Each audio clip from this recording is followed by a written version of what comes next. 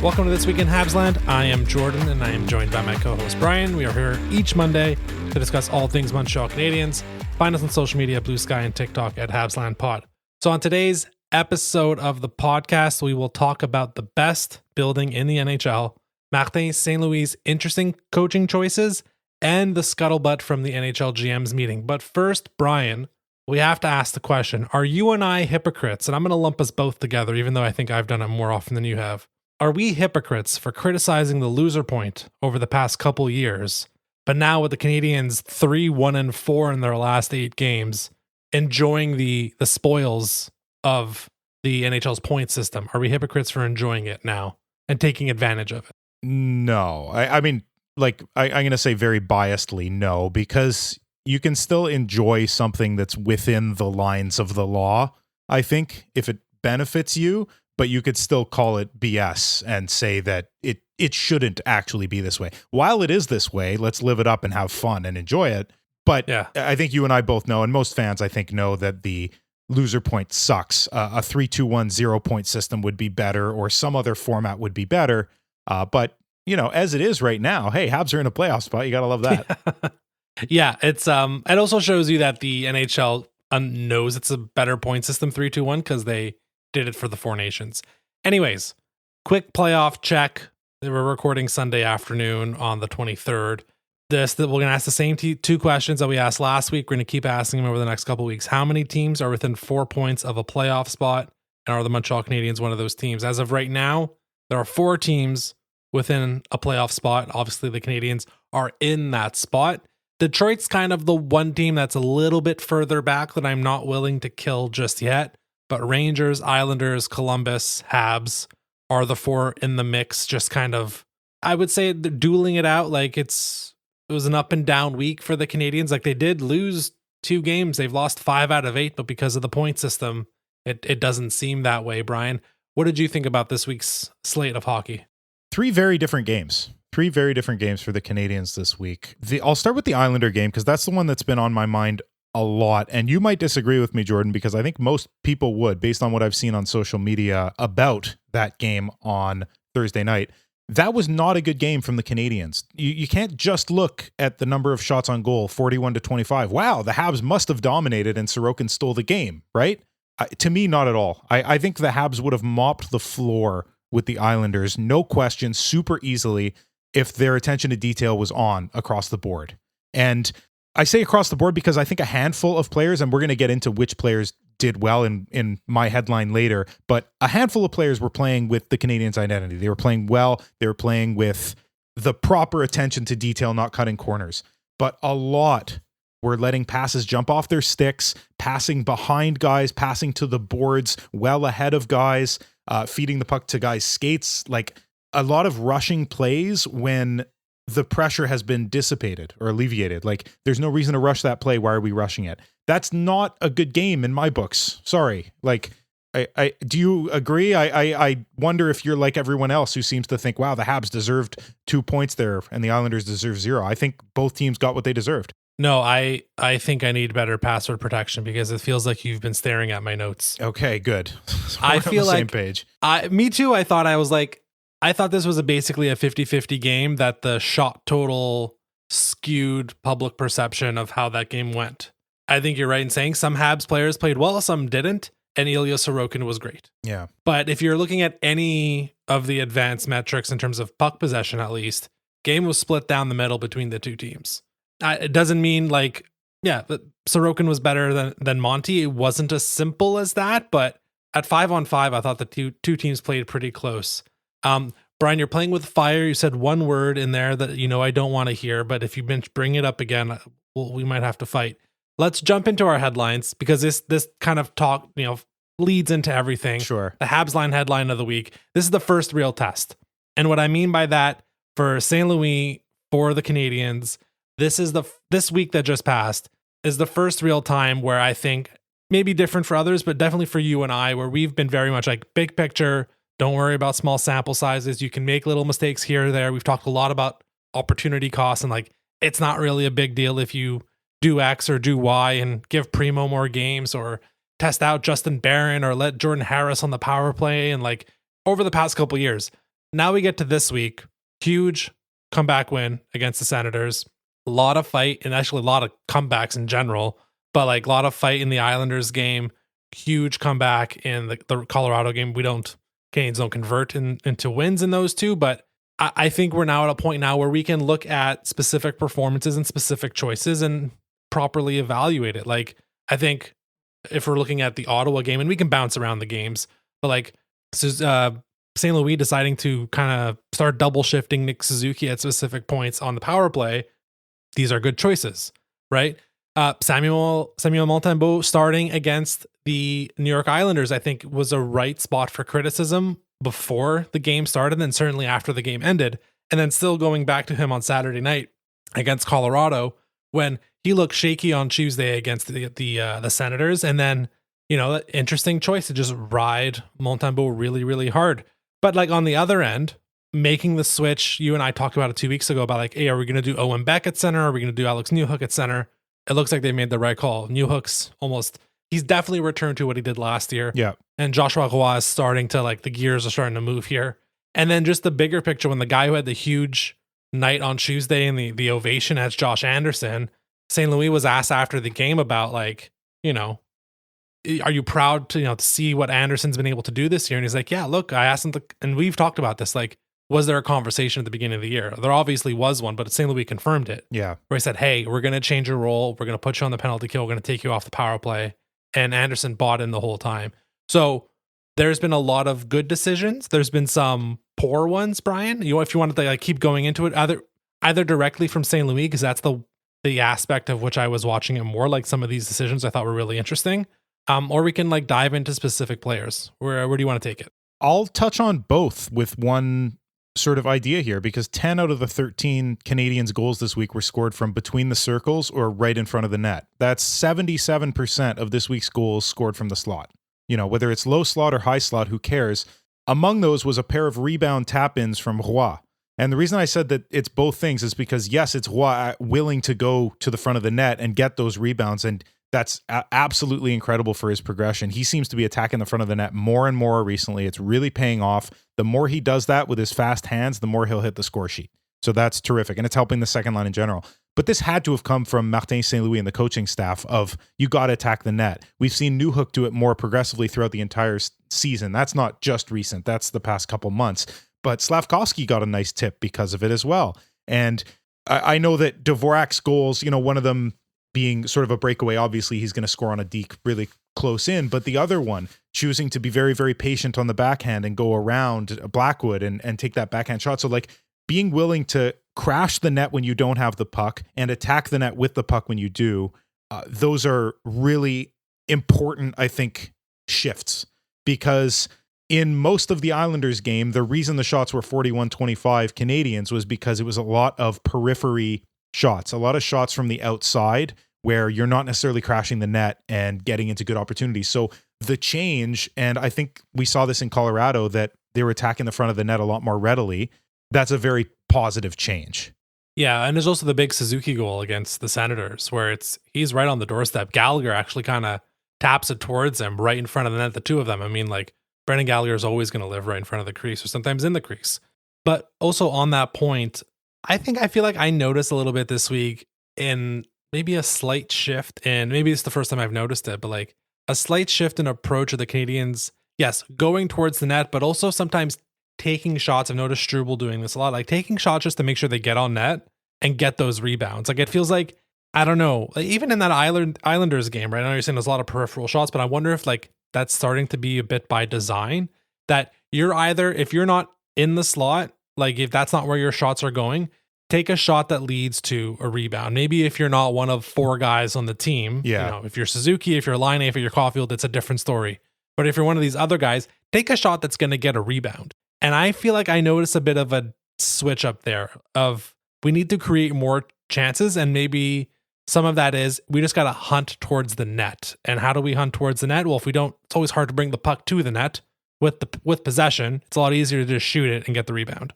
Yep, that's a very valid point. We've been seeing more point shots from the Canadiens recently, and a lot of them are getting tipped, and a lot of them are creating rebounds that then end up in the back of the net. So this is definitely a positive change.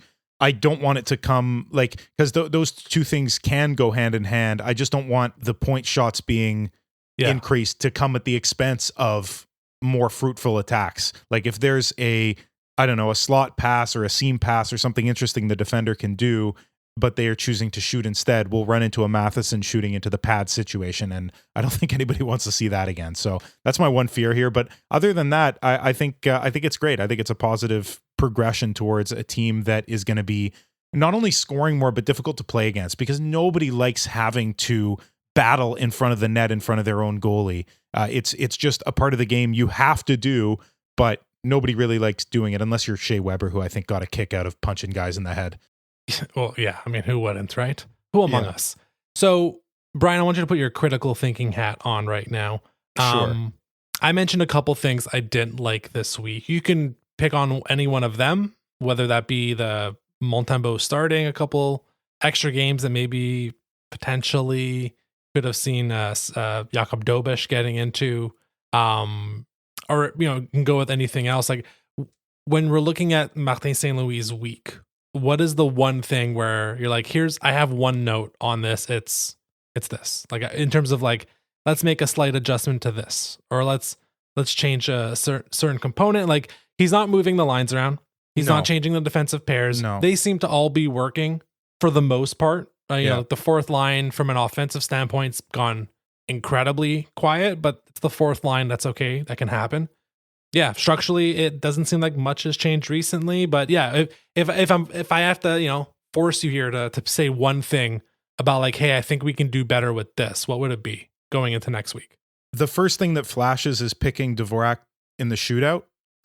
Yes, okay, I know he had a phenomenal week, but he's not a shootout guy. He just flat out isn't. Another one is that too many men on the ice penalty. That just can't happen. And I don't think that's really Marty's fault. It's just happening too quickly.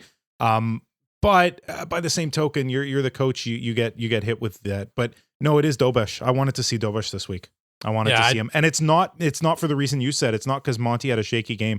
I think putting him back in shows that they just wanted to get him back on the horse, just get him back in a game so that he can get back to playing for him and not just dwell on the bad thing. But then maybe play Dobish on Saturday, because the longer he doesn't play, the more he goes cold, the less likely he is to return to his just awesome form that he was earlier. Look, you could see it on Tuesday. He wasn't doing his best, and then the Canadiens went Super Saiyan in the third, and it didn't matter who was in nets for the Canadiens. Yeah. Part of what can make Samuel Montembeault really good is not giving him 80% of the starts. So he gets a 5-day break every now and then. It comes back supercharged and has a great 35 save performance. That's part of making your starting goalie better, is by giving him some breaks in the action. And we've seen Dobish do enough. What was the last game he played? Was Calgary at this point? Like, yeah, it might have been Calgary, and that's been a while now at this point. So we're closing in. Maybe it was on that road trip for sure. Like 2 weeks. So we're closing in on 2 weeks at a minimum. And yeah, just I still think like Dobish is perfectly fine as a backup. You can squeeze him into some games, and also that way you're not burning Monty out. And I'm kind of worried that's what's happening. There's a back-to-back this week, so we'll definitely see Dobish. But I think it's okay to sprinkle him in maybe just a little bit more. It's not like Monty's on this absolute heater, anyways. No. Like, they're in win now mode. They're treating this like playoffs, because you do kind of, you don't have to win out, but you certainly have to win a vast majority of your games with the amount of teams. Like we highlighted how many teams are still within firing distance right now, and there's a bunch of teams within a stone's throw. So you certainly don't want, like from Marty's perspective, I think you don't want to put your backup in, have him cost you the game, which I don't think he would. Let's be clear. I don't think Dobish would cost you a game. But from Marty's perspective, he doesn't want that. He wants to just run his starter as if it's playoffs already. I get it. It just wouldn't have been my decision. I would have gone with Dobish at least once this week. Yeah. Or not at least, just once. Even just once is plenty. Yeah. So the other thing I wanted to mention, because we don't really have any space from elsewhere on the rundown, Mike Matheson had himself a game on Saturday. He was awesome. Yes, he did. And Arpin Basu had a great article that came out after the game about how much Mike Matheson has been paired again or matched up against the top players from opposing teams over the past 3-4 weeks or so. Matheson is one of 10 players in the NHL averaging over 25 minutes a game, despite the fact that he's on power play too, and he was on Antichambre. I think it was Antichambre. It might have been Tevesport on after the game on Saturday, and he was asked about, are you upset you're not on power play 1 anymore? What was that like? And he was like, listen, this is a team game. Team needs to win. I was asked to do something different. That's all good with me. I have my role is shifting, and he is, because of that, he's spending a little less time on the power play. It's making him be a bit fresher, and St. Louis is using up all that energy right now. And so Matheson's been great. He is often criticized by the Canadiens, and I think St. Louis' usage of Matheson in the past week or two, he's really leaning on that pairing with Carrier. And there's another reason for that, those numbers getting up so high in terms of ice time, and we'll get into that in a moment. But Mike Matheson playing great hockey right now, and figured he'll probably have a stupid turnover on Tuesday. So let's get the get some positivity in before it's time for people to criticize him again. Yeah, I mean, it's inevitable the way he plays that one of those will happen, and we will firmly be on the side of those things happen, and it's okay because we love all of the other things that he does. And you mentioned the Colorado game. I'll point our attention towards Ottawa, and then I guess more importantly, the Islanders game, where he had 2 and 4 blocks respectively. And one of those huge blocks was Ottawa early in the game on the penalty kill, and that kept the game from becoming an Ottawa lead rather than a Montreal lead. So that was very, very big. He's blocking shots. He's doing everything right, basically. So I'm glad you pointed out Matheson. Okay, Brian, let's move on from our co-headline of the week. Let's go into your headline, actually. What's your headline of the week? So, Jordan, I think it's time. I think it's time for me to say it. Here's my headline. I was wrong for now. I was wrong about Christian Dvorak. You're still hedging. Not. You'll see why I'm hedging, Jordan. Don't worry. I was wrong about Christian Dvorak, and I'm sorry. What an unbelievable week from him and from the entire third line. Gallagher's week was maybe the best I've seen all year, which that's really saying something since he's been old school Gally all season. Anderson was just a wrecking ball, just destroying defenders in their own zone and also contributing many attacks on net. But Dvorak, my sweet scapegoat. This is the best I've seen you play in a Montreal Canadiens jersey yet. His Dalmatian goal, his 101st, opened the scoring against Ottawa. He went backhand, forehand. That was a beauty. He beat a no-stick having Linus Ullmark, which was just so sweet. And then against Colorado, outweighting Mackenzie Blackwood, scoring his 102nd NHL goal. Beauty of a backhand. That one tied the game 4-4, allowing the Habs to steal a really hugely consequential point in the overall standings. And then he adds 3 assists to those 2 goals this week. And yes, 2 of those were on empty netters, I will say, but I don't care. They allowed the Habs to clinch that game against the Sens. And also, even if you don't look at the points and the results, his effort level, his battling, they were there all week. He was one of those players I was alluding to earlier whose attention to detail was freaking on all week. He was not one of those guys who was off at certain points. And he matched the intensity of his 2 really intense line mates. So you said I was hedging, which that's a fair statement because I do that all the time. Here's the second half of the headline, the for now in the I was wrong ... for now, because this has happened before, Jordan, where Dvorak has picked up the pace. He's contributed positively for a couple games straight, a handful of games. The issue being that after these short resurgences, he'd always go back to being a net negative or just an unnoticeable player for like weeks in a row. So along with this admission of guilt and this apology that I'm giving you, Christian Dvorak, I am sorry. I'm also going to beg that you keep on proving me wrong. Please keep doing it through the final 13 games of the regular season and into the playoffs. Keep proving me wrong. I beg of you. Feels like someone was told they don't have a contract as of July 1st. That's what him and Sean Farrell, I feel like they were both told recently, like, hey, do you know you're not under contract next year? Jordan, if Dvorak had to be told that, that's unbelievable with the way he can recognize his own shortcomings, I think. But if he had to be told that, that's crazy. Yeah. So listen, the third line has been just, I mean, at one point you and I were arguing, should they actually be called the fourth line? Because the Evans line was doing so well. This line, the Vets line with Anderson and Galley, it's gone up a level, and they have been the reason that this, the first line quieted down a bit in the past week. We still had 2 Slavkovsky goals. We still had, Suzuki scored the big goal on Tuesday night against Ottawa. But really, it was the play of the third line that crept up this week and was the difference in quite a few moments. So all credit to them. They're a third line, and so that means they're not getting the hardest matchups, but that's all right. I'd like to see it continue. I think Josh Anderson has just he's figured out a new way to be happy with hockey, and it's wonderful to see. It's an acceptance of your role. And like, if you look at his numbers year over year, the point totals are basically the same, give or take 2-3 points here or there. I know he's played less games this year so far, but it feels like a completely different player. Brendan Gallagher, knock on wood, he still stays healthy. This is going to be the best season he's had since 2018, 2019. I have to go back and check, but it's going to be 4 or 5 years. It's his best season since. And Christian Dvorak has been a guy that St. Louis has leaned on all season for faceoffs. Like, as much as you and I have criticized him in parts, when it comes to faceoffs, he adds that extra 5%. And sometimes that matters. Other times you lose the faceoff against Colorado in the 3-on-3 and the Habs don't touch the puck for the first minute and 17 seconds. Yeah. So it doesn't actually matter. It's been great. It's, good job, Christian Dvorak. And hopefully this third line stuff continues. Brian, if it's okay, I'll move on to our next headline because I actually have 2 I brought to the table this week. Please do. So my first headline is David for David. And I'm sure people can figure out I'm talking about David Savard and David Reinbacher. We just praised a little bit earlier Mike Matheson, Alex Carrier. Great work they've been doing as the de facto number 1 duo. Lane Hudson still gets a ton of time. A lot of that's power play. But he's still getting 22, 23 minutes a night. Jaden Struble, what a bounce back it's been. Yeah, super back on solid. His left side. Hudson being on the right. There's some interesting stuff that might happen if Caden Gooley's coming back. Now, the third pairing, which has at times been unwatchable this season, thinking about really the first 20 games of the season. Then it's bounced back a little bit. David Savard has been part of that third pairing almost the entire year.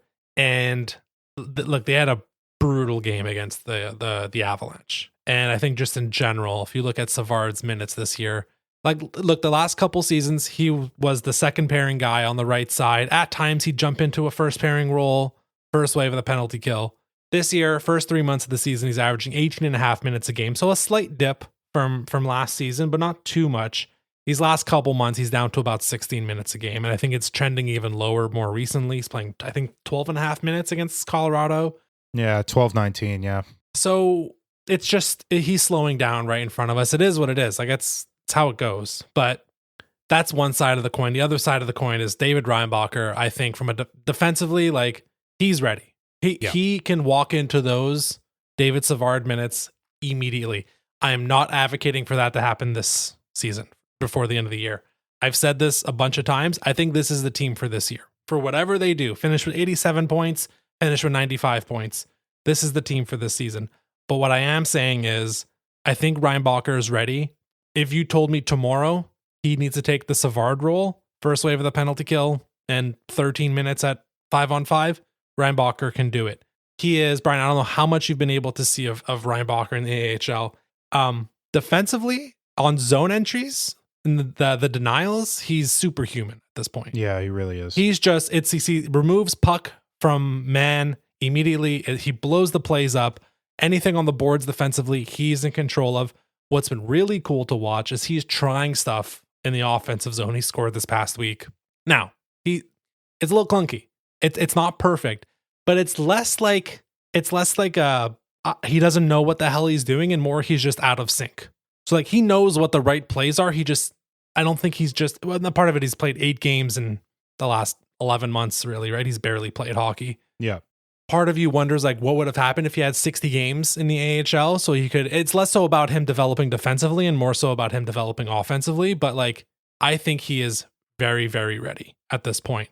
So this is just like, it's not really about like what's happening right now on the Canadiens, but just, and part of it might be if Caden Gooley comes back, who's coming out of the lineup. Right. At this point, I'm not sure you want to break up Struble and Hudson. So it'd be annoying probably to have someone go back on the right side. But I think it would be David Savard likely coming out of the lineup. So yeah, Brian, I just wanted to like pitch that to you. David Savard's play, it's been trending downwards. We talked about at the beginning of the year about maybe giving him an extension. I don't see that in the cards anymore. No. So between Savard, Reinbacher, what are your thoughts on kind of like the non-Gooley, Hudson, Matheson, Carrier group of defensemen? Yeah, I want to hit on a bunch of the points that you just said, because you said a mouthful, a very interesting mouthful on Savard. Like, the possibility of re-signing. I believed it up until like 10 games into this season, and it's just too clear that he's too slow now, and all the best. Yeah. That being said, you saying that this is the team for this year, absolutely, because if the Habs do make the playoffs, do some damage there, I want Savard to be a part of that, because he's been a part of this squad, a Quebec boy, a guy who bleeds for the Bleu Blanc Rouge, so that would definitely be very, very sweet.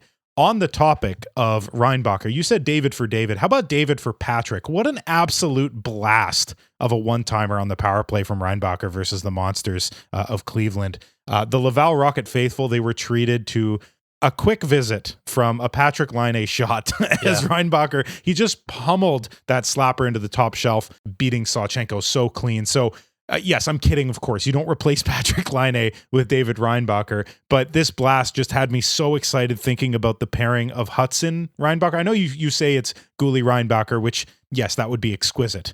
But offensively, Hudson-Reinbacher would be really, really, really interesting. For Hudson to have a guy he can feed for one-timers and stuff like that, because Reinbacher has a blast that I didn't know he had, a year ago. That's really a killer shot. And then defensively, you said it all, but I'll tie the bow with this. His kind of glowing strength in his draft year was the ability to close gaps.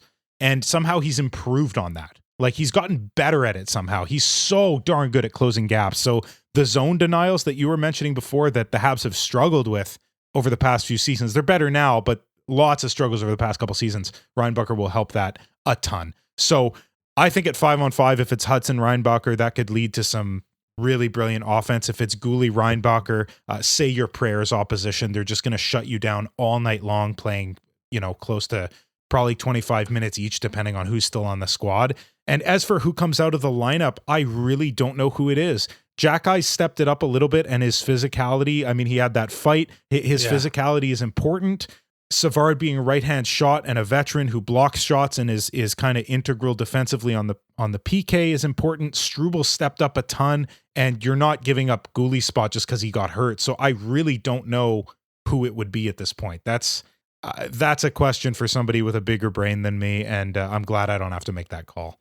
I mean, it's process of elimination. It's not Carrier, it's not Matheson, it's not Hudson. Goulet is coming in. Okay, so that means it's one of three guys. It's Struble, Jack-Eye, and Savard. And if we're just going like, Struble's been working really well with Hudson.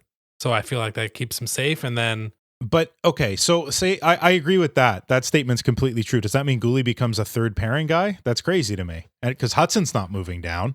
Right. So...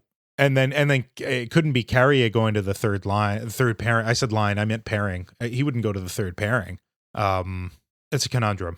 Yeah, I mean, look, it's the third pairing has been a bit just in the same way the second line has been kind of a wasteland up until recently. Yeah. The second line has been a bit of a wasteland. So has been the third pairing. It'll quiet down every now and then, but I think for the most part, it's been kind of just all over the place. I do think they're going to have that solved by late September, early October, because Reinbacher's ready. Mailloux is pretty much ready. The only thing with keeping Reinbacher not on the Habs to start the year next year is what I said about, like, give him 30 games where he's playing 25 minutes a night, not to develop any more defensive abilities, but more to like give him those opportunities as a forward. Although the interesting thing, because there's always going to be a bit of a Goulet-Reinbacher comparison, because they're very much like strong defensive players with some puck moving ability, but once we get into the final third, that we would call it in soccer, but like, the offensive zone, not really sure what's going to go on there. What's stunted Goulet and bothered us over the first 3 years has been what, Brian? Injuries, yes, which unfortunately has in common with David Reinbacher, but also because of the imbalance, Goulet's had to play on the right a bunch. Yeah, of course. That's literally never going to happen with David Reinbacher. There'll never be a lineup that comes out on social media and be like, oh man, Reinbacher's on the left today. Why is he on the left? Yeah, no, you're dead on. So that's the one that's advantage Reinbacher is going to have. He will always be on his natural side. It would be just an absolute jarring shift in roster if there's ever a moment where it's like, we have to put David on the left to get him. It's not going to happen. So that's the one advantage Reinbacher will have compared to Caden Goulet, that basically the first 2+ seasons of his career, he had to play at least half his minutes on the opposite side. And then there's Engstrom. Like just in terms of the kerfuffle of how many defensemen are going to probably fight for a spot next year. And then there's Engstrom. Yeah. So we don't have to jump into him as well, but that's another guy. So it's not, these aren't going to be Martin St. Louis decisions. These are going to be Kent Hughes decisions very, very rapidly. Yeah. What's really funny is that we talked about this logjam last year and we're like, well, they're going to have to move some guys. They have. Kovacevic is gone. He's getting yelled at by Sheldon Keefe in press conferences, which is good job, New Jersey. It's really healthy for you to have it out in the public. Jordan Harris is banished to Columbus. Unfortunately, he's not doing so well, but thank you for Patrick Laine. And of course, Justin Barron. Now we got a defenseman back for Barron, but Barron also went out the door. Yeah. And despite all that, the Canadiens still have 9, I think, NHL caliber defensemen under contract next year. And then there's the Savard question, which I think is also part of the reason that like Savard just doesn't make sense next year because there's already 9 guys before you even get to Savard. Yeah. And to be clear about Savard, his NHL life is not in jeopardy. His life as a Hab is, because there's a bunch of maybe not playoff teams. I don't think they would take a chance on him, but like rebuilding teams that would love a vet like Savard to train the young guys defensively. So he would be a gem in Chicago, San Jose, like one of those teams. I think would love to have him if for a year even. You know. Yeah. My thing with Savard, what I remember is when he signed with the Habs, he said he wanted his kids to grow up in Quebec. Yeah. So is it Ottawa? Is it a Northeast team that he wants to stick around, but the family gets to stay in Montreal? That's a part that like no one has control over other than Savard, and that part makes me wonder a bit. Anyways, topic for another day. Last headline, let's get into it quickly. Best in the biz. And this is me talking about the Bell Center. Listen, Habs have just been an absolute train wreck for 4 seasons. But I think what we've said consistently is a Saturday night at the Bell Center, that crowd's awesome. That crowd is incredible. Now, suddenly, the team is, you might still call it mediocre, quite frankly, but let's say it's somewhat average to good right now. And these crowds are just on fire. Like the building is being set on fire every 3 nights at this point. What they were doing on Tuesday night, like part of me legitimately thinks what happened on Thursday is the Habs had this real high from the Tuesday comeback against the Sens, and it's just chaos and pandemonium in the building in the third period, and the Habs scored 5 goals against the rival, and the Bell Center is just like, they're all going nuts. And then they go to Thursday, another team who's had back-to-back comeback wins, by the way, in the New York Islanders, really impressive ones. Yep. At home in a playoff battle with the team you're playing up against, and that crowd was dead on a Thursday. Now, in defense of the people of Long Island, the Islanders play some real boring hockey. Yes. However, where's the juice? There's no juice. I mean, on that specific topic, Jordan, we both cheered for the Habs when Claude Julien was the coach. So we've known some boring hockey. The Bell Center was still absolutely electric. I'm saying this in part because like there's props to the Bell Center crowd, props to somehow, some way, like we have seen the Toronto crowds over the past decade plus get more and more corporate and have less and less life. Somehow, the same crap is going on in Montreal with who has season tickets. Somehow, some way, there's still authenticity in the crowd. What really irked me this week is there was a podcast, a hockey podcast by other people that were talking about who they were rooting for to make the playoffs. And they're like, oh, I won't name what the cities were. It's not fair to them. But like, they're like, oh yeah, so-and-so's city. There are other of the Eastern teams battling for a playoff spot. Like, oh man, I feel like that arena, come playoff time, I feel like it's sneaky good, blah, blah, blah, blah, blah. And then they just kind of like chucked the Bell Center into that group. And I was like, nah, No. There's like multiple tiers up you have to go before you make it to the Bell Center. I'm sure those crowds are great. I'm sure they can get plenty loud. Do not compare them to the Bell Center. We just saw a Saturday night game at the Bell Center that had, yes, playoff connotations, but it's not a playoff game. The Bell Center was louder than I think, I won't say half, but probably close to half of the arenas during playoffs. And I'm being conservative by saying maybe less than half. Like the Habs in a regular season game, or the Bell Center in a regular season game, I should say, is every bit as loud as every arena in the entire league in the playoffs. So that's proof right there, and we're hungry for it. Are you kidding me? Like at the beginning of the season, we had kind of reserved ourselves to the fact that, okay, well, this is the first time in history that the Montreal Canadiens are going to miss the playoffs 4 years in a row. And suddenly it doesn't look like that. And suddenly it looks like, oh, it's only going to be 3 like the last time it occurred. And so that's extremely exciting. A drought of 4 years has never happened, and I'm starting to think that it won't. I did not want to call this headline home ice advantage because enough data is available to show us that like once you get outside of the regular season, home ice advantage is kind of whatever. The home team will still likely win more games than they lose, but that's pretty standard at this point. Like every team has a better home record than away record. Canadiens, though I will say the Canadiens have a really good record in 1-goal games at home compared to road games. I think it's something like 7-3 versus 6-7. So like there's some statistical evidence, but really mostly just going off of like the energy that we see in the crowd, or if we are in the crowd ourselves and able to make it. And I will say, I've been looking at the schedule and trying to figure out at what point can I drive down. Unfortunately, Habs on a road trip starting basically once this episode comes out. So no Habs home games for a while, but that'll be a crowd that brings it. And I will say one final anecdote is just like Bell Center related. I had some music on earlier today, had it on shuffle, and then Coldplay's "Fix You" comes on. Oh yeah, and like I'm not at all paying attention.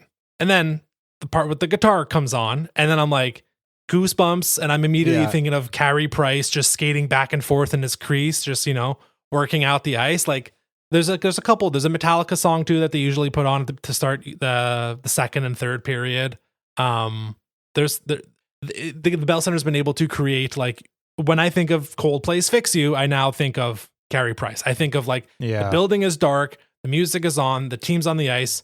You hear Michel Lacroix's voice, like welcoming the Canadiens on. Like it's a special building, and I don't know if it's an advantage because I'm sure both teams feel the energy, but this Habs team is definitely feeding off of that, and I think it's a very real thing right now.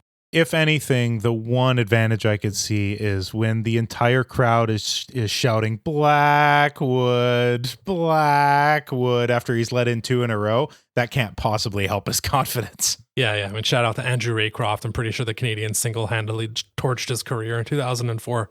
So. Oh, yeah, because he was going to play well into the 2010s if that didn't happen, Jordan. He won the Calder Trophy over Michael Ryder. Let's not forget that travesty. Yeah, I guess. Okay, anyways, fair enough. We can move on. Okay, so those were our headlines of the week. Crazy times right now. Everyone's having a good time. 4-game road trip coming up, and then they come home and it's a back-to-back with the Panthers. It's going to be tough. Brian, let's move into our second part of the episode. We do this every year, and it's a fun exercise that we always do. And we tried to line it up this year with the NHL general managers meeting that took place probably in Florida. Everyone that was reporting from it was in like a t-shirt and it was sunny. So I'm presuming they were in Florida.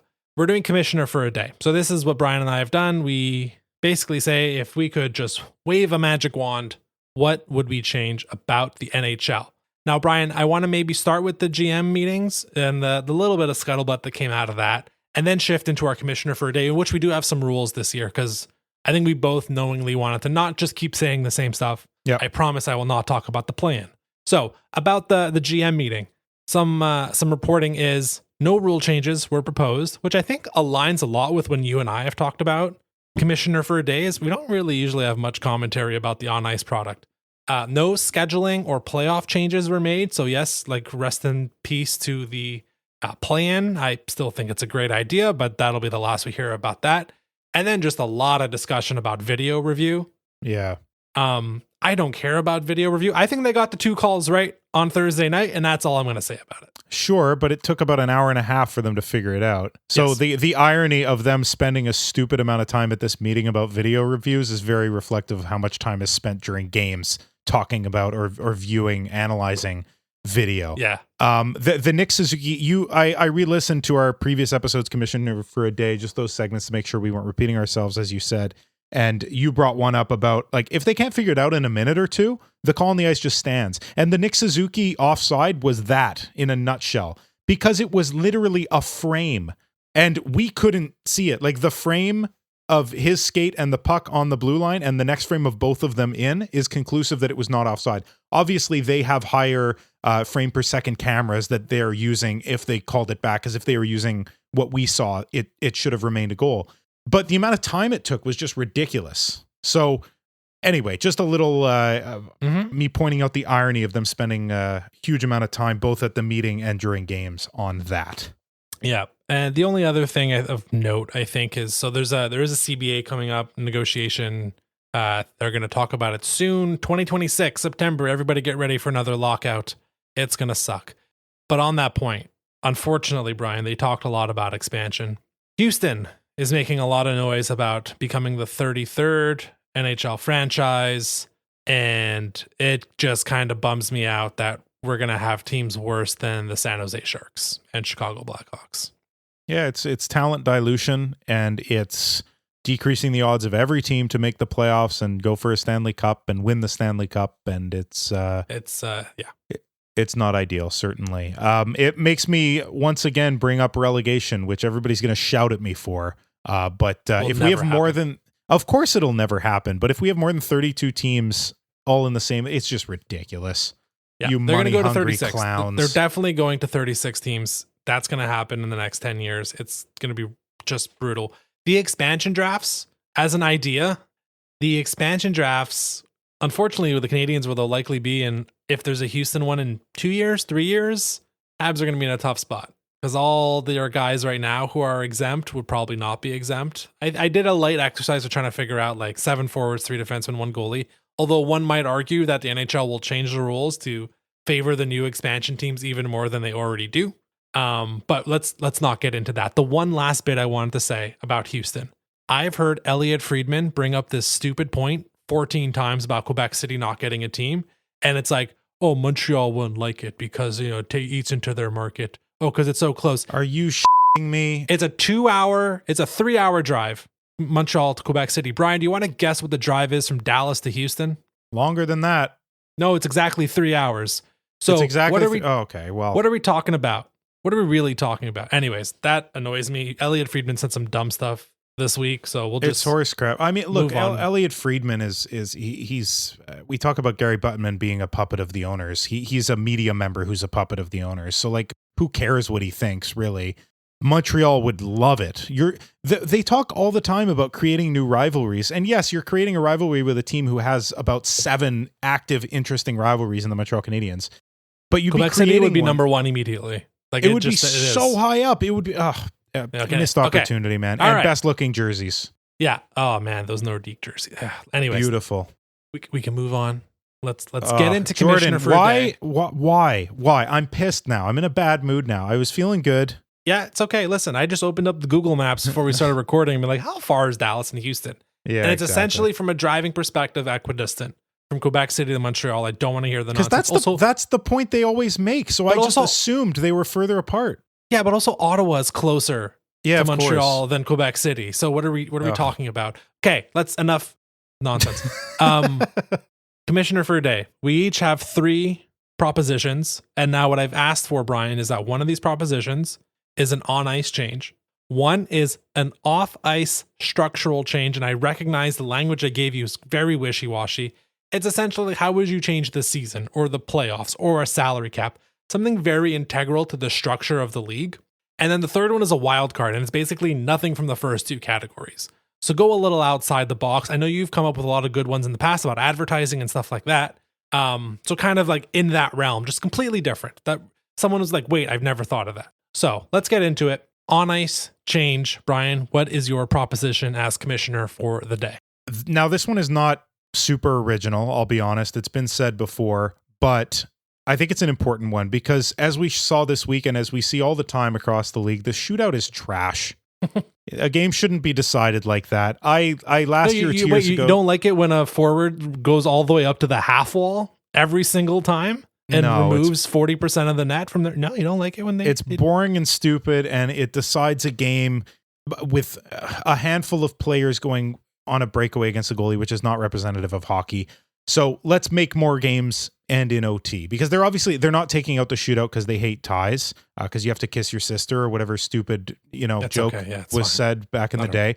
The easiest way is to do 10 minutes instead of 5 minutes. We've covered that one already, so I'll ring a new bell instead. The MHL, Jordan, the Russian Junior League, now disallows teams to regroup after they've crossed the opposing blue line with the puck. So once you've gained entry into the offensive zone, you're not allowed then to go back beyond the red line back into your half of the ice. You're not allowed. Yes. The first penalty for that, or the first downside to doing that, is the whistle blows and a draw is done in your defensive end if you do that. So, no skating back across the line with it, no dumping it back to your goalie. A dump and chase in the reverse direction is just the silliest thing in the world. And then the second thing that they do is if they do it again, that team, which why would you? That's stupid. They'll be assessed a minor penalty.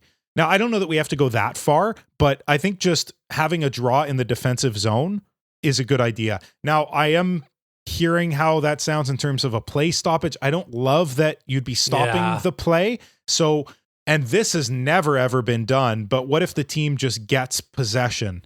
Yes, I was going to absolutely say that. What if we just force a dump in at that point?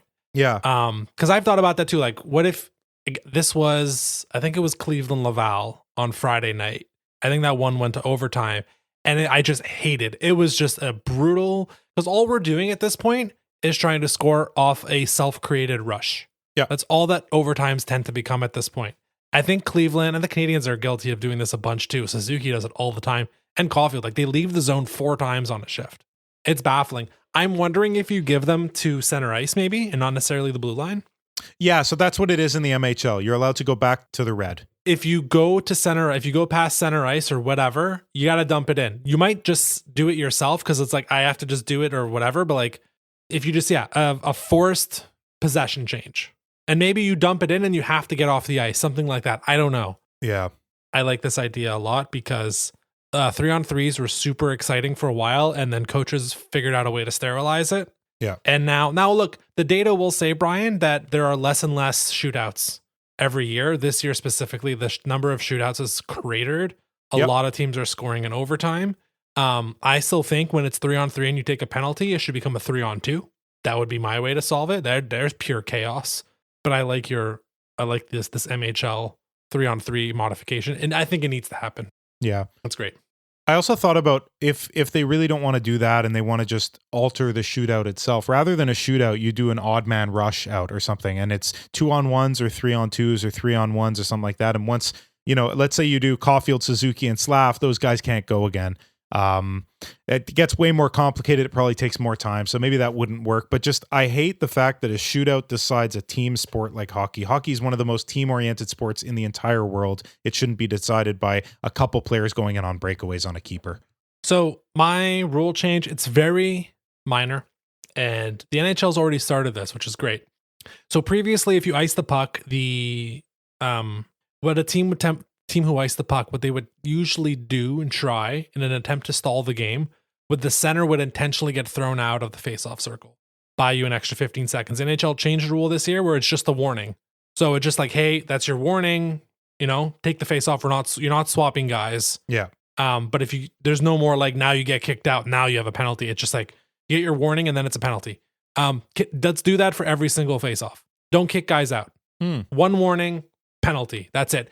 Half a dozen times a game, someone gets kicked out of the face-off circle. It's ridiculous that there's never a penalty, but that many warnings. Yeah, so absolutely. You get your one warning. We do not switch who's taking the draws. That's it. You will shorten the game by 3 or 4 minutes. And I tell you, these little cuts will make the game feel so much faster.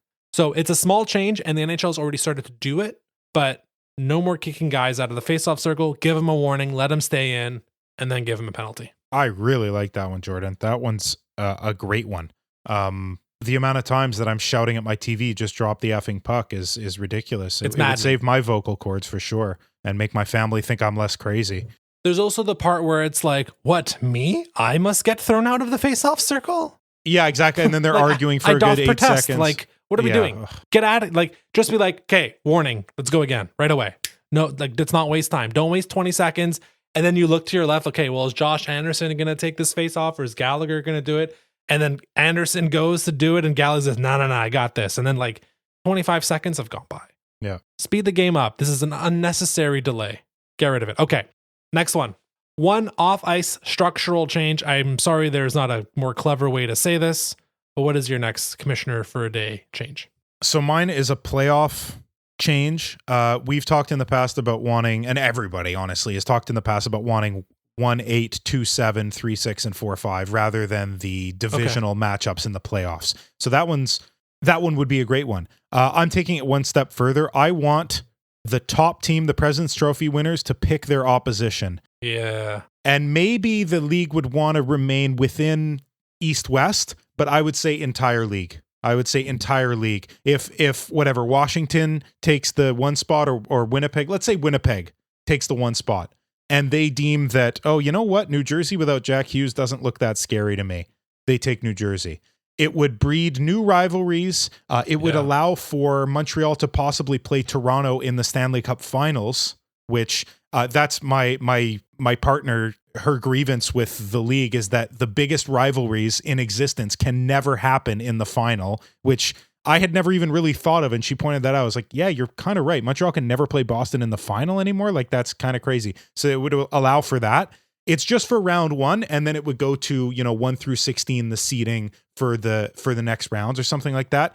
If the league is worried about full league matchups and they want to do East-West, here's my argument for full league. They're not going to happen often anyway, because reducing travel time in the early rounds, you would want to, that's sort of incentivized, right? Like, the longevity of your run is going to be contingent on how many times you've had to go cross country. I think the teams will want to play teams close to home. And it also incentivizes every single game for the top end playoff teams. Like, Winnipeg and Washington right now do not have a single reason to want to pass each other for President's Trophy other than bragging rights and winning the President's Trophy, which who gives a crap? It's playoffs. The NHL is about the Stanley Cup. But if it meant that you could get the first pick of what team you want to play over the other team, absolutely they'd be fighting for that. And then also, it absolutely lights a fire under whatever team gets picked. Let's say the Habs get picked by, I don't know, Toronto underestimates them, as if the Montreal Canadiens needed another reason to want to beat the crap out of Toronto. The fire that would be lit under the team getting picked of, oh, you pick us? Okay, let's play. I think that would just allow for such interesting battles, and the divisional stuff has to change anyway. So that's my pitch. What do you think? So I love the idea. Now, the one issue is hockey players will never do this. I could see this, and I've heard this being talked about in basketball for years. And even basketball is kind of resistant to it because of the exact thing where it's like, if I'm Washington, well, it's going to be perceived as a slight with whoever I pick. Even if it really is number 16 or number 8, it'll be perceived as a slight. I don't care. It's not me making the decision. I would 100% have this happen. And I would televise the crap out of this event. Yeah, of course. They would all be in the same room making their picks. It would be it's schoolyard. That's what it is. It's schoolyard. It's instead of putting your sticks in the center of the ice, it's like Washington says, all right, and I want Montreal. I mean, the Canadiens would be the first pick. I don't if it's think East so. Versus what? Yeah, I don't think so. They're getting picked before with how hot they've gotten. I don't think it's Ottawa. I think it's New Jersey. I'm serious. I really do think it's New Jersey. I guess so. Anyways, maybe I'm wrong. I think this is a phenomenal idea. I would love for it to happen. Now, you mentioned something there about the biggest rivalries never able to happen in the final. Mm-hmm. My rule change is let's reseed in the conference final. Let's open it up. This is now, I think, ironically, 2 of the last 3 seasons, only last year, I believe, we'd have different conference finals. But it, like you said about like Washington and Winnipeg, all they're really fighting over is theoretical home ice advantage if somehow both of them made it to the final. I'd like to see what the stats are on the number 1 and number 2 overall teams making it to the final and seeing if that actually matters. Historically, the President's Trophy team almost never makes the final, so you almost don't want to win it. Yeah, I'd reseed in the conference final. I mean, we can talk about, I think the divisional stuff is cool to an extent. I think we're all kind of ready to let's switch it up, and maybe in 10 years we change our mind and want to go back, but let's go back to at least 1-8. But once we get to the conference final, let's reseed, which means last year we would have had Florida versus Dallas and Rangers versus Edmonton. So we would have had different conference finals. Now, the 23 and 22 conference finals would not have changed. But you can imagine in years past when the Canadiens as a low seed, or it was 2010 when Philly made it as a 7 seed, that would have probably changed things a bunch as well. That's what I would like. And that way, yes, it does open up the door. And if you have 2 absolute titans in the Eastern Conference one year, like Florida and Tampa Bay, let's say Florida and Montreal, and they're just back and forth, 114 points, 111 points. First of all, right now, it's a bummer they'd play in round 2. If you make it 1-8, and then you can reseed in the conference final, that can be an actual Stanley Cup final now. So I like this little wrinkle, and it's what you said, right? It's it just changes the matchups up a little bit, and especially more East-West, potential for matchup. It's also you reseed in round 2. Why would you not reseed in round 3? I don't understand that. So that's my little change. I think that the biggest issue with this is that the NHL bracket challenge would become really difficult to try and plan. I think that's the only downside. Of course it is. I that's a joke because that's a really, really good idea. It's less controversial than mine, which means it actually could potentially occur because we both know how little the NHL wants to change anything ever. So I love this. I think that could be really interesting. It would make for more interesting battles in the final, possibly. And if both are upsets, then that's still an interesting battle. Now, reseeding based on the regular season after 2 full series have occurred for all these teams, 2 playoff series, makes me wonder if you could reseed based on the playoff series and do it by number of games needed to win, or the whole plus point, minus, or something like differential. The point of this is fresher matchups and make the regular season matter more. Well, if those are the goals, then this does exactly that. So I think it's which is what 1/8 does, which is what 1/16 would absolutely do with reseeding. Like, make the regular season. If you think the play-in is the devil, we'll change some structure to your playoff formatting to make sure the regular season matters more. Because right now the regular season matters for like 6 teams. Yeah. It's the 4 teams fighting in the East, and it's the St. Louis, Utah, Calgary, Vancouver group. Everyone else is basically figured out. They have to figure out who's going to win the Pacific. They got to figure out who's going to win the Atlantic. That's it. But they're all matched up in their brackets. It's over. You have 6 teams, 7 teams actually doing something. Everyone else is figured out. This would change that up a bit. Okay. Last one, Brian, before we get out of here. Our wild card changes. Give me something off the side of the wall that I have never thought of before. Hopefully it's not too much pressure. That's a lot of pressure because I don't have one of those. I'll be honest with you, Jordan. I racked my brain looking for something completely outside of the box, and I kept just coming back to... Because I view this as like, what are the biggest problems in the NHL? And in years past, we did like the head injuries one, which was important, and the gambling ads, which is just kind of disgusting, and taking money from companies that are taking that money from your fans who have gambling addiction problems. Like, it's just gross. Like, would you allow a heroin company, if that was legal, to be advertising? No, you wouldn't. Of course not. So like, we've done those in the past, and those have been important things. The most important thing that I could think of, I would love it if the referees were held accountable through media availabilities post-game. It really, really sucks. And we saw it against the Islanders, and I could have mentioned it before, I didn't, but I'll say it now. It really sucks when the main storylines of any hockey game become the refereeing and the coaches' challenges. It's really a shame. The storyline should be about the players on the ice, the game that occurred, the save that was made, the goal that was scored. It should never be about a missed call or soft calls, the 4 embarrassingly weak interference calls that occurred in that game after the game previous had the same amount and none were called, and some were even more egregious. Like, there's no consistency. So I would love to hear from the referees. Let's be clear. This one, I'm speaking to a wall because this will never, ever happen. The league protects the ref because there would be about 3 referees that would stay. And it would be the ones that have just entered the league and they're like, well, I can't go back to school now. I have this amazing job. I'm going to keep it. But most of the referees would say, okay, you know what? That's fine. I can teach. I could do something else. I'll go work elsewhere because it's not worth it. The scrutiny's not worth it. I agree. I think this will never happen, but improved accountability is something I would like to see. Can I ask one quick question? I know we're starting to run long. I still have my idea, which is going to throw you for a loop. What was a worse call this year? I think it was this year. The non-call on the third man in the Jack-Eye fight against Philadelphia. I think it was against Philadelphia. Or Brendan Gallagher's interference on Thursday, where someone, I forget who it was on the Islanders, kind of runs into Galley and Galley gets the interference. Which one was a worse call? Because those are just both brutal. Go ahead. My gut tells me it's Galley, but tell me if I'm wrong. So that's what my gut says too, but the more I think about it, I think it's the third man in just because it's so black and white. Because there's no gray area when it comes. If a third man enters a fight, that's a penalty. It's so obvious. Whereas the interference thing gets called wrong or not called or called when it shouldn't be all of the time. And so it's unsurprising. So perhaps the Galley one is more egregious, but I'm so used to it that it's like, oh, it happened again. Oh, well. Yeah. I think I agree. I think it's the Gallagher one. It floored me. I was like, what? Like, what is going, even RDS. And look, Marc Denis, Pierrot, like, they definitely have a pro Habs angle, but you can tell when their like voice changes and they're like, wait, what the hell was just called? Yeah, exactly. I was on Gallagher. Yeah, that was a tough one. Okay. Last bit here, my wild card rule change. Time to clear out everybody. So the NHL, well, some NHL teams have dabbled with this over the years. It's called the rookie or the prospect tournament. It usually happens in August, I think.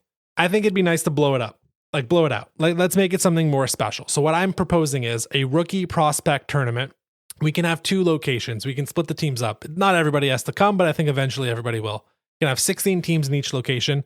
Let's do this starting the Wednesday before Labor Day. And let's lead into the long weekend. The last long weekend of the summer, right afterwards, everybody's starting to go to camp. The junior players will go to their respective teams. I would love the NCAA players to show up to this as well. And let's treat it as like just a mini exhibition tournament. Let's blow it out. Let's go to Cottage Country. Let's go to Tremblant. Let's go to Wasaga Beach. Like, let's go to places. Now, you need to have hockey arenas, but ideally what I'd like to see is just like a really fun, like quasi summer, end of summer exhibition that is a celebration of like the beginning of the hockey season. So the best comparable to this is the NBA Summer League. That happens in mid-July in Las Vegas. I do not want that. I think what makes a lot more sense is later in the summer, right when, it's just starting to get cold at night, at least in Canada. Let's bring the rookies in. Let's bring the 18 to 21-year-old groups in. There's usually tryouts as well with some of the overagers in the CHL. Bring them in. It's 16 teams. Let's just do a bracket. Single elimination. Everybody's going to play 4 games. Even if you get bumped out, you do the 9th place game and the 11th place game, whatever. You can have a winner's bracket, a loser's bracket. Every team's playing 4 times, so the Habs will play 4 times. Like, if this is, coming up this next year, you'd have Michael Hage going to it. You'd probably still have, maybe if he comes over, Yevgeny Volokin, like, and whoever the first round picks are from the Calgary pick and all that. Like, bring everybody in and start to make this a bit of a tradition. So that's my idea. Like, let's do it. It's a Wednesday before. So this year, that'd be August 27th and Labor Day is on September 1st. That Labor Day, like, you have like the final basically at like 2:30 and everybody's out, right? It's just like anytime you go up to a cottage, everybody's kind of done by like 3-4 o'clock to beat the traffic coming back home. That would be the idea. So you ideally you have like 2 rinks and also make these games a bit shorter, a bit snappier. Make this like the Civic Center, right? The game ends, the Zamboni goes on the ice. 15 minutes later, it's warm-ups for the next game. And you're buying 1 ticket. You buy 1 ticket, like I am in this arena. There's a game at noon, at 2:30, at 5:30, and at 8. Yeah. Build in some gaps there, but like maybe even make it like 15-minute periods. I don't care. This game doesn't matter, but like let's just speed it up a little bit. So like let's have a lot of fun with it. It'll be like, like junior Habs players and young Senators players and like prospect Leaf players and like everybody's just there having a good time. Essentially it's like an end of summer, beginning of hockey season celebration. And I think we should do this because I think it'd be a freaking blast. The location, the NBA Summer League is always in Vegas. I feel like we can move it around to different cottages. It doesn't have to just be in Canada. I'm sure there's some beautiful places in upstate New York, or we can go to Lake Placid maybe. I don't know. Just move it around a bit. Maybe initially you split it up into 2 different groups because you need a lot of arenas if you have 32 teams. But that's my idea. What do you think, Brian? I like that a lot. I think the biggest grievance with it that people are going to have is like, oh, what if one of these young kids get injured? I promise you less kids are going to get injured in this than they will in preseason with Cedric Poiré running around trying to ice people at their legs. So that argument is a non-starter for me. I love this, Jordan. I think that would be super, super fun. And you really kind of have to come at it from that angle of fun because the NHL just needs more fun, just more interesting, enjoyable things that are not based on, well, what do we get out of this? Like if the Montreal Canadiens win, do we get a new draft pick? No, who cares? It's just to see kids play hockey, having fun, because you don't get to see USHL players play against the Canadian or certainly like European players. Because another thing people will say is, well, we have like, we have the Frozen Four, we have all these other tournaments that end seasons for these leagues for juniors already. Why do you want to do this? Well, because the guys who play in Europe and the guys who play in North America never get to play each other unless it's at the Worlds. So let's give them an opportunity to do that. It also builds chemistry within prospects for teams. So even if they don't play for the NHL team, it could build their chemistry for the AHL club they're going to go to. Love this. This would be super, super fun. Yeah, and to close out, like I think the NHL needs more fun tentpole events. They have the Winter Classic. Congrats to them. The Stadium Series to me has never made sense because there's no consistency to it. The All-Star Game, they don't know what the hell to do with it. They have the draft. Okay, congrats. You have the draft and you have the Winter Classic. You have no other like, oh yeah, it's this time of year. This is coming up for the NHL. Sometimes they go to Europe. Sometimes it's in October. Sometimes it's in like November. Like, again, no consistency. This would be another like, boom, tentpole event, the end of summer, beginning of whatever, September, Labor Day weekend. This is also right before the NFL kicks in. Everyone's so freaking terrified of football all the time. This is, you get in right before college football and the NFL start. Yeah, true. And it's just like, boom, remember hockey? You love hockey. Again, this is for fans. The games are not supposed to matter. And even that, like, I mean, there's the rookie camps happen now. Like, Owen Beck could play like the first 2 games in years past and then not play the last 2. Who cares? Maybe it's shorter, like 45-minute games, and you only have like, you don't need 18 skaters. You maybe only need 3 lines of forwards and 2 pairs of defensemen or something like that. It doesn't need to be a full squad. It's just like, let's make a new fun event for hockey. And this is my pitch. It's like fall league, Labor Day, rookies, prospect, tourney, whatever. I don't have a good name for it, but I have the idea for it. Very cool. So yeah, that was us as commissioners for a day. So some slight tweaks to the on ice product. We both want to, I think, freshen up some playoff matchups. And then let's just have some more fun with some of the off-season stuff. So yeah, that was this week's episode. Look, it's the Habs are in it right now. Like we've said, it's the first real test they've gone through. Big 4-game road trip. That unfortunately, when the road trip ends, they have a Florida game immediately. It's a back-to-back. The second's at home. We're going to learn a lot about these Canadiens as the next 4 games go down. We'll be here to cover all of it. You can follow us on social media at HabslandPod on Blue Sky and TikTok. You can, and if you like what you heard, please leave a 5-star rating. I've noticed a couple more 5-star ratings come in. Thank you very much to everyone on Spotify and Apple Podcast. And until next Monday, go Habs.